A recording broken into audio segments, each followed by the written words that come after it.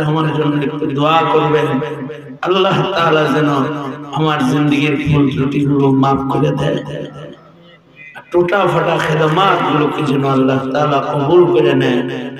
আপনাদের সকলকে, আমাদের সকলকে আল্লাহ তাআলা যেন কবুল আর মঞ্জুর করে নেয়, আমিন।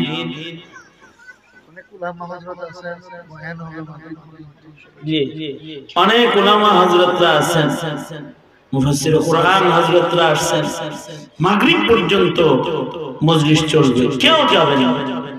এই উলামায়ে কেরামের কদরদানি করে আপনারা মাদ্রাসার কদর করে মজলিসে বসবেন। আসসালামু আলাইকুম ওয়া রাহমাতুল্লাহি ওয়া বারাকাতুহু। আল্লাহ রাসূল বললেন, কিছু তো লাগবে, মোহর ছাড়া দিয়া করবি কেমনে? যা কিছু নিয়ে আয়। সাহাবী তাহবান মানে লুঙ্গি দেখা গেল, এটা আছে, এটা দিয়ে দেই।